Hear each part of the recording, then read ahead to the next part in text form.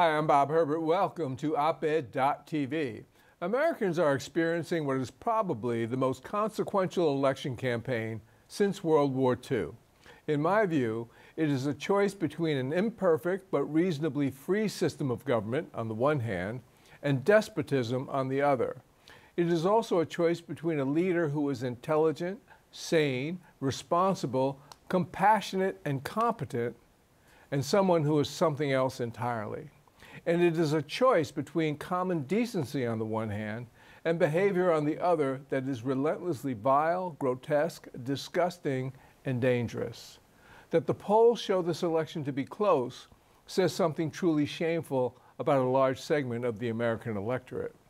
I'll talk about this and some other aspects of presidential politics in America with my guest, Eric Alterman, an historian, a journalist, a distinguished professor of English at our own Brooklyn College, and the former media columnist for The Nation magazine. Eric, welcome. Good Always to have a pleasure, Bob. Thank you.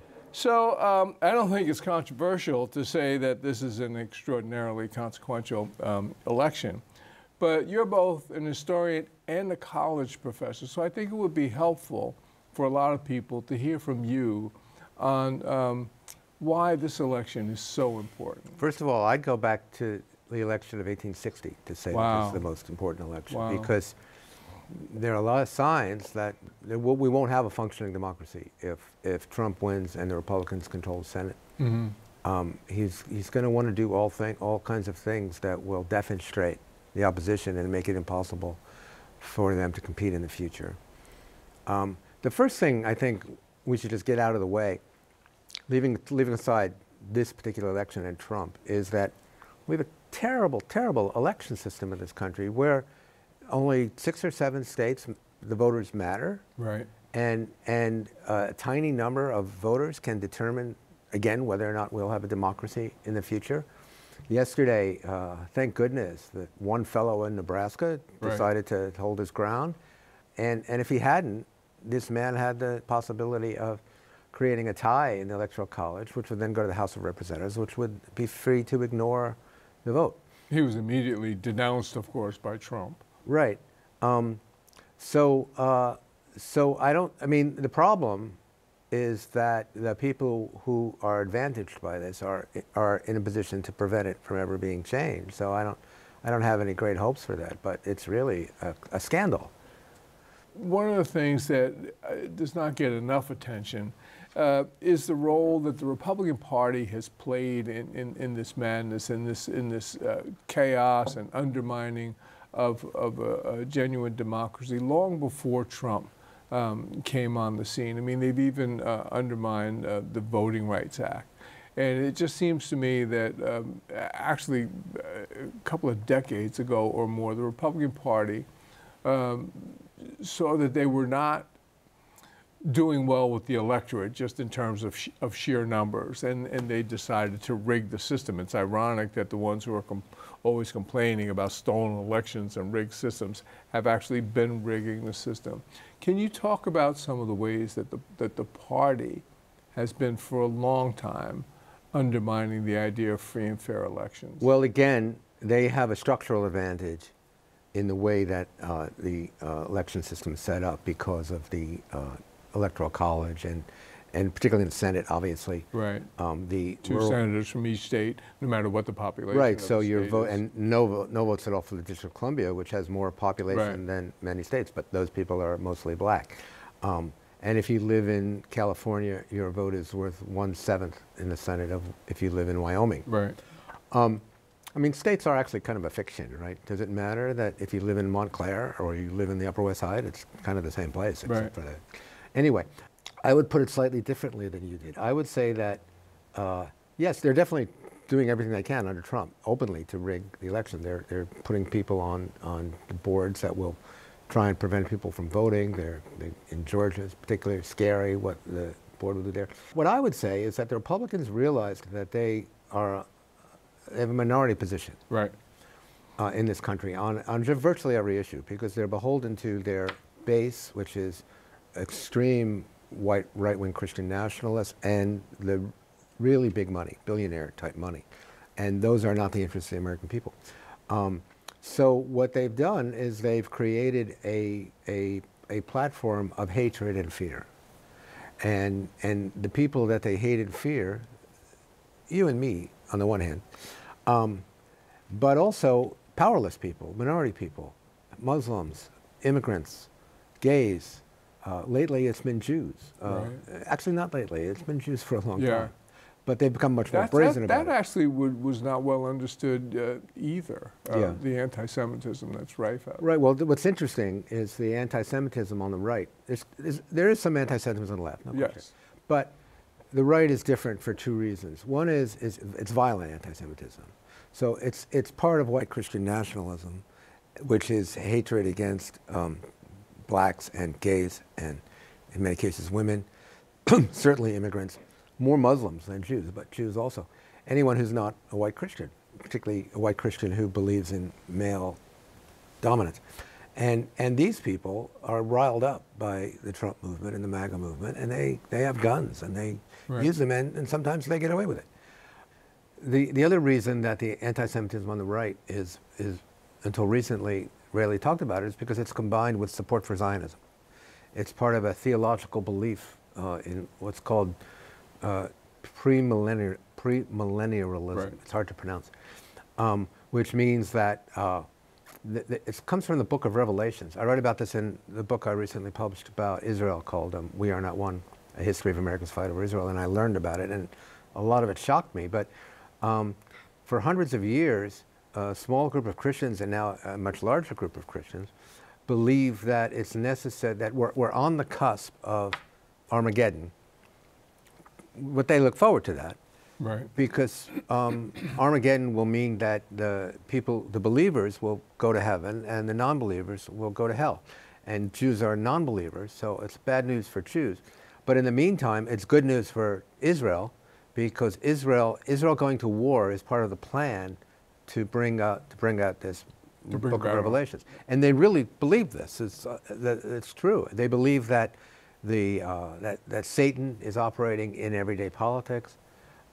People like John Hagee, who's the head of the largest pro-Israel organization in the world, Christians United for Israel, called Hitler a hunter, God's hunter, because Jews were not on the correct path, as he Right. saw it, and they had to move back and support Israel. Just the way Trump says, he's I don't even know if he understands this, but He doesn't. But he's playing to this view by saying that liberal Jews, which is most Jews, I'm a liberal Jew, who 70% of Jews are Right. support Democrats. He says they hate Israel, they hate America, and they're trying to destroy both countries. He said if he loses the election, Jews will be held responsible. Right, they're responsible for That's his Hitler loss. talk. That's Hitler of talk. course. That's stab in the back. Yep.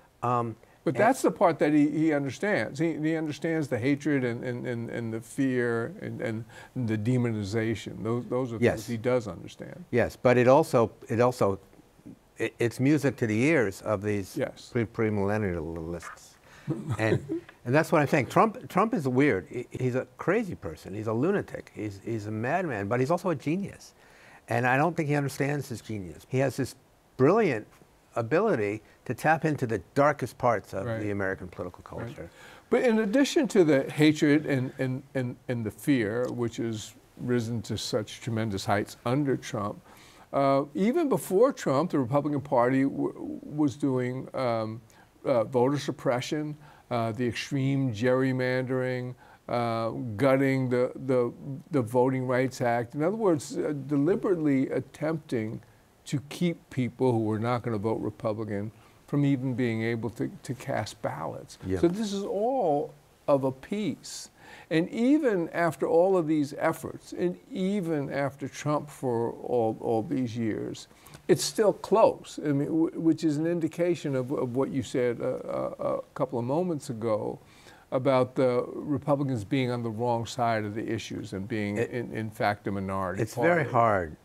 It's very hard for people like you, I'm speaking for you now, but it's very hard for people like you and me to understand this, because I don't know anybody who admits to supporting Trump. I know. I have a doctor, I have a knee doctor who I'm sorry to say, but I hope he doesn't see this, but I suspect him. I suspect him of having voted for Trump, but he Right. won't admit it. Right. So it's you know, the New York People Times know how shameful right, it but the New York is. Times has been on this long campaign since they were shocked by Hillary Clinton's loss to go to bars in Pennsylvania and say, why do you people like Trump? And they say, because we're being treated unfairly by the government. But they're not. They get more money in these places back from the government than they pay. Yeah, those issues are completely bogus. So, Right. so They never give the real reasons that they support. yeah, but we're returning now to a question that you and I have talked about a lot, but we don't have the answer to. Why, given how obvious it is that the country does better under Democrats than under Republicans, and particularly given the contempt that the contemporary Republican Party has for governance itself, Right. why can't people realize this? Why do 70 million people vote for Donald Trump, given that he clearly doesn't care about governing? He just cares about rewarding his friends and screwing his enemies. Well, you're right that I don't have a very good grasp of that issue. I certainly don't have the answer. But part of it, of course, is that they are not interested in those issues that most of us in the press talk about. They don't understand the economy, or they don't care about that issue. The immigration thing is locked into the idea of the hatred and the demonization, and the other issues that you've been talking about, and sundry other things that aren't what we see on television as the issues that are driving this election. It's something else that's going on. Yeah, I've written a couple of books. I was a historian of liberalism for a while. I've lately become a historian of Jews, but for about 10 or 15 years I was writing just about liberalism. And I always felt that part of the problem is that liberals have complicated answers to everything, and conservatives have simple answers to everything. And people who are not professionals don't have time for complicated answers. And immigration is a perfect example. Why are these people losing their factories? You know, immigrants. Why are their schools closing? Immigrants. And of course the opposite is true. Immigrants are keeping our economy going. It's a country. I always understood this country to be built by immigrants. You know, I have 3 immigrant grandparents. Everybody in America has immigrant grandparents, great-grandparents, or people were brought over here, including Donald Trump, as slaves. Who's got an illegal immigrant wife and an illegal immigrant father. It's insanity. What are we talking about? Yeah. And the other thing is that there is no question that for the past 50, 60 years, the economy has performed better under Democrats than under Republicans. Many more jobs have been created, much less debt has been created. And yet, why can't that message be communicated? There are people who believe that Trump is much better on the economy than any Democrat. A majority of people believe that. And certainly believe that Republicans are better on the economy than. I mean, I don't know how many decades you can go back to prove the opposite. It's the stock market, which is what Republicans should care about. Which Trump used to tout all the time. Right, it's up 25% from where Donald Trump was. And yet, people are congratulating Kamala Harris. She's only at a 9-point disadvantage on the economy now. Biden was much less. She's got it up to within 9 points. I once was doing an interview with Bill Clinton, and he sort of drifted off in the middle of the interview because we were talking about the economy, and he said, you know, on the economy, he goes, I don't know why these guys are so mad at me. I made an awful lot of money for them. And it was the same thing as always. The stock market was up, the economy was booming, and the Democrats couldn't get credit for it. It's the same thing with Barack Obama. He couldn't give away enough to these people.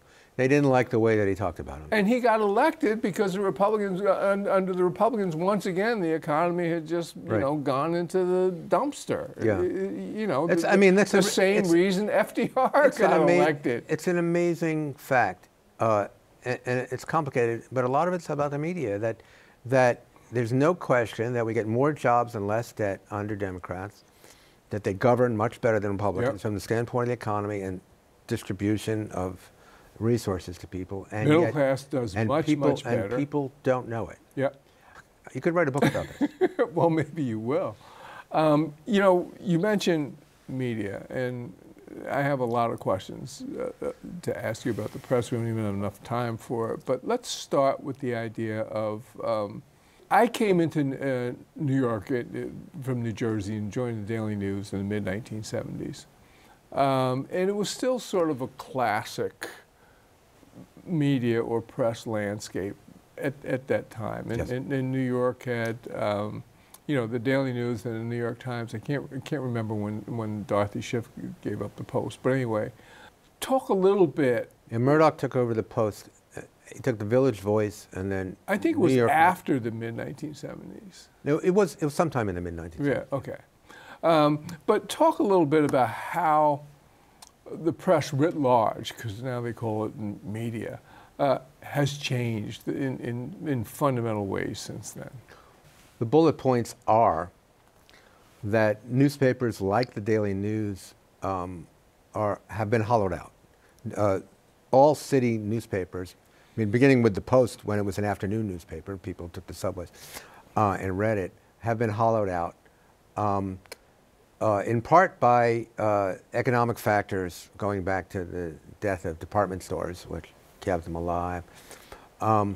But beginning, I think, most importantly, I think it's the beginning of the internet and social media, where, I don't know if most people know this or not, for the longest time, you were paying a lot less for the newspaper than it cost to produce that newspaper. Yes.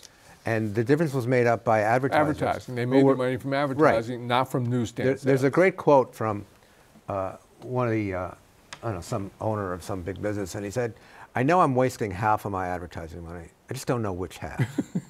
And that was the point. Newspapers were selling eyeballs to advertisers, and hopefully they would go to Bloomingdale's or Corvettes, right, or Sears. And then the internet came along and said, "We can show you exactly who's going to buy your thing, and we can target that viewer for you, that reader for you." And so the newspapers that were supported by advertisers, they lost their advertisers. About 5 or 6 years ago, the New York Times became much more dependent on readers than advertisers for its income. But most newspapers can't do that. Right. But also look at what newspapers cost now. Even the Daily News costs like $3 if you pick it up at a newspaper. It's crazy. I remember when the Daily News and the Daily Mirror would cost 3 cents each. Really?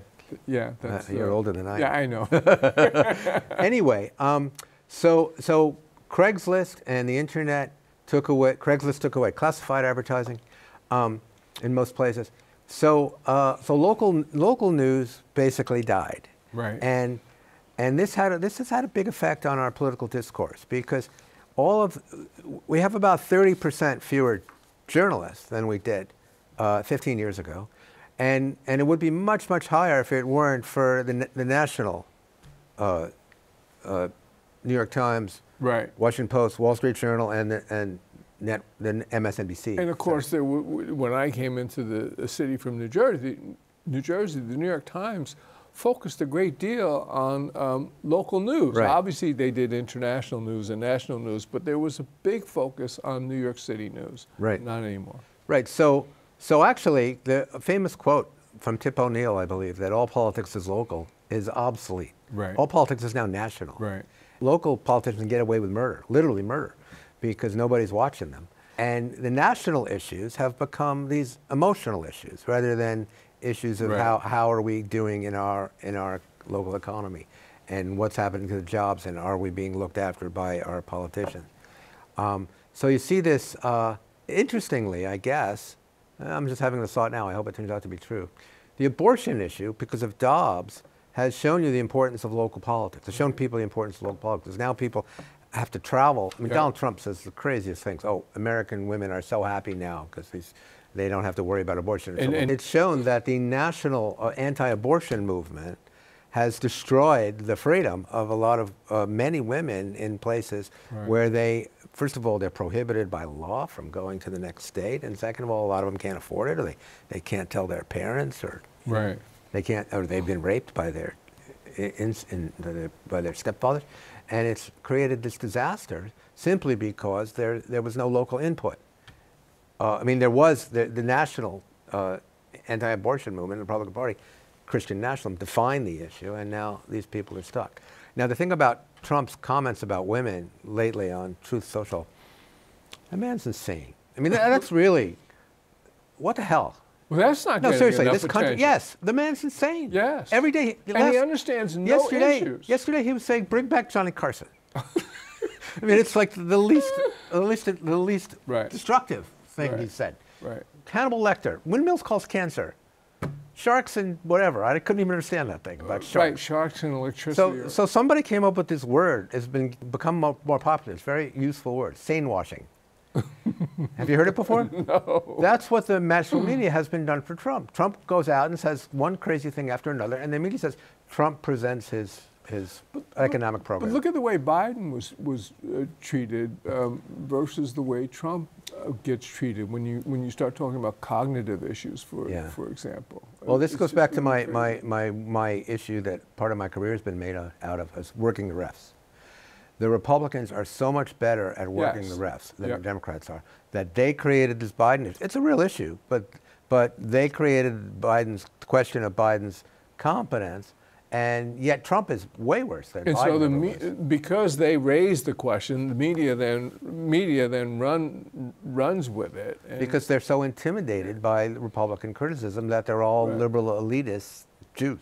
Well, on this issue of media and how we cover these issues, the old idea was that the press would cover facts and put it into some kind of reasonable context, and people would go to the polls and they would understand fundamentally what they were voting on, the idea of an informed electorate. I don't know what to think about that anymore. Is the idea or even the ideal still valid, and where are we? Well, yeah, what you've just laid out in very short, concise sentences is the idea of democracy, that the press has a fundamental role in democracy, so that people can choose. They may not understand every issue, but they know something about the person and where that person stands. There's a great quote. A politician once said, or someone said about politicians, I wish I could remember who, it's not what I think about the issues, it's what the issues show about me. So you may not understand, I always use the law of the sea negotiations, but you can, a person takes a certain position on one thing, and you can therefore imagine how they'll vote on the issues that you care about. But the press has decided, the New York Times is particularly guilty of this, the press has decided that actually what people think is what's important.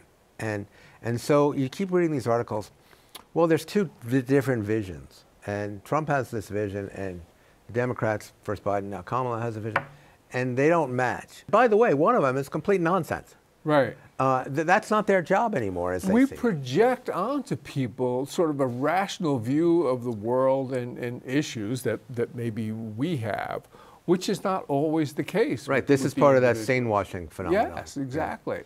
Yeah, and they're afraid to insult, 70 million people like Trump, they're afraid to insult these people by telling them the truth about how crazy the guy they're supporting is. And they should be told the truth about themselves as well. Right. Well, that's the implication. That you're voting, based on racism in many cases, blah, blah, blah. Right. Well, the academic studies, Theda Skocpol, a professor at Harvard, has really gotten to the bottom of this, first of the Tea Party and then of Trump voters. And it's race at the bottom. Right. It's a fear. It's fear of a non-white country. But again, it goes all the way back to when Republicans took over from essentially the Dixiecrats and Nixon's Southern strategy. It actually, I was going to say, it goes back to Nixon. Yeah. Nixon was also a genius. He was actually smart and a genius, but his genius was the following: he pretended to support civil rights. Yes.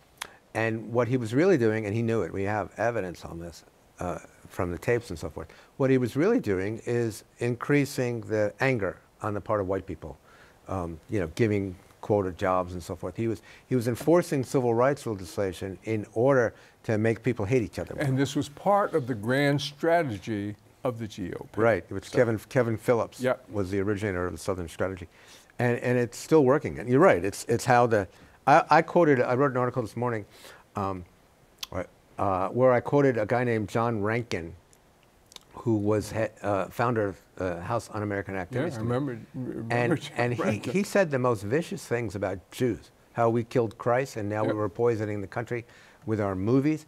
And that guy was a Democrat. But now that guy would be a Republican. Yeah, exactly. And he'd be saying the things a little more carefully, but it would be the same message. Right, the solid Democratic South Yeah. became the solid Republican And South. that's a very important factor. We've run out of time. Oh, but we're just getting started. But I know. But it's been great. Next time we have you on, we're going to have to expand the show to an hour. Eric Alderman, thanks so much. Thank you so much, Angel. I'm Bob Herbert. Thank you for watching. See you next time. CUNY TV now has an app. Downloading the CUNY TV app lets you join us anytime from anywhere.